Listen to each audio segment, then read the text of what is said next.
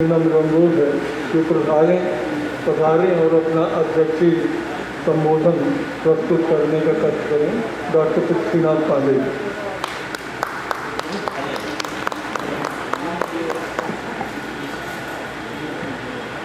मंचस्थ प्रबुद्धजन, सम्मुख बैठे हुए सभी श्रोतावृंद, हमारे अपार हर्ष का विषय है आज इस इलाहाबाद की धरती पर हम जिस आयोजन को करने जा रहे हैं वास्तविक महाग्रंथ है। अगर स्वातंत्र समर से इलाहाबाद शब्द को हटा दिया जाए आज़ादी है ही नहीं, क्योंकि सबसे पहले देश में इलाहाबाद आज़ाद हुआ था, वह भी 10 दिनों के लिए। और अगर हम मतभेद को देखें तो कहीं कहा जाए 11 दिनों के लिए, 12 दिनों के, 13 दिनों के लिए, लेकिन जिस हस्ताक्षर ने, क्रांतिकारी पुरुष ने, जिनको हम इतिहासकार विस्मृत कर चुके हैं, वह मौलवी लियाकत अली, एक ऐसा व्यक्तित्व, एक ऐसी शख्सियत जिसने देश में अपनी क्रांतिकारिता से ऐसी ओजस्विता भरनी थी, उष्मा ऊर्जा की कांति से पूरित कर दिया था भारत को, जिसका परिणाम हुआ 15 अगस्त 1947 ईस्वी। एक सामान्य परिवार का व्यक्ति, अभावग्रस्त परिवार में रहने वाला, महागांव कौरकाम्बी का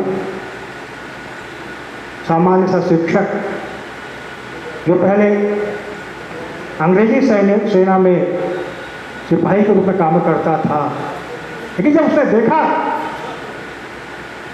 कि कितना भेदभाव किया जा रहा है, जो अंग्रेज सिपाही थे उनको सुविधाएं दी जा रही हैं, उनको सम्मान की दृष्टि से देखा जा रहा है, और जो भारतीय सिपाही हैं उनको दोयम दर्जे के रूप में उनके साथ व्यवहार किया जा रहा है। एक ऐसी आचरण की सभ्यता। सबसे पहले अंग्रेज क्या किया करते थे कि जो भारतीय सिपाही हुआ करते थे उनको सबसे आगे कर दिया करते थे, यदि कोई आक्रमण होगा तो सबसे भारतीय सैनिक मारे जाएंगे।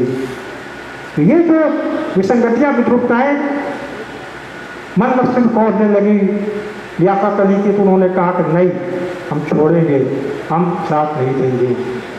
वैसे क्रांति का बीजारोपण हुआ, उन्हीं के साथ रामचंद्र थे, रामचंद्र ने भी साथ दिया। वास्तव में देखा जाए तो खुसरोबाग और लाल किला ये ऐसी जगह रही है जहाँ से भारतीय स्वातंत्र समर का सूत्रपात हुआ था। पश्चात में लोग पुराने भवन को देखेंगे, आनंद भवन को देखेंगे, यहाँ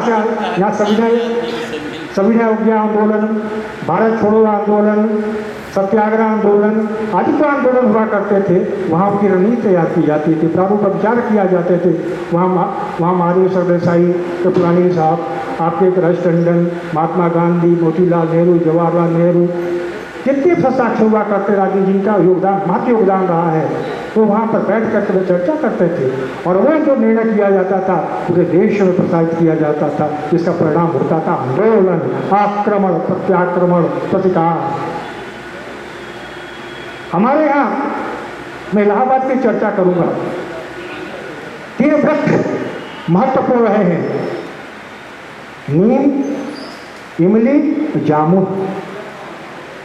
नीम वो वृक्ष है जब यहाँ के क्रांतिकारियों ने, विद्रोहियों ने चुन चुन करके किले में जब घुसे थे, 3000 सैनिक वहाँ घुसे थे, तो जितने अंग्रेज थे, उनके बच्चे थे, सभी को मार डाला इन लोगों ने बुरी तरीके से। आज हम कंपनी गार्डन देख रहे हैं, वो शमशाबाद, शीतपुर आदि सब गांव के नाम सुबह 8 गांव हुआ करते थे।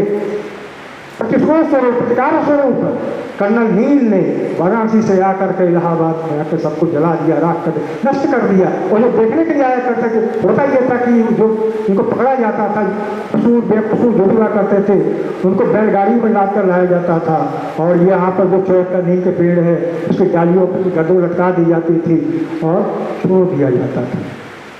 उनको जब देखने के लिए आया करते थे उनको भी पकड़ करके फांसी दे दी जाती थी। इंद्र वृक्ष भी है, वो चौपट का उसके आगे जो ये हिंदू ब्राह्मण इंटर कॉलेज है, डिग्री कॉलेज है, पूरे वहीं पर ये फांसी मिली भी है। जामुन का वृक्ष अल्फ्रेडो पार्क, जहाँ सुभाष चंद्र बोस ने आत्महत्या की थी, वो है। तो ये जो हमारी स्मृतियाँ रही हैं, जो हमारे प्रतीक चिन्ह रहे हैं, इनका बहुत महत्व रहा है। उसके अलावा जो 3 वर्ग कह सकते हैं, 3 हमारे कारागार, मलाका जो स्वरूप प्राणी अस्पताल के रूप में दिख रहा है, दूसरा नैनी जेल, उसके बाद नैनी केंद्रीय कारागार जिसको नैनी सेंट्रल जेल कहते हैं, वो किनकी स्थापना की गई थी।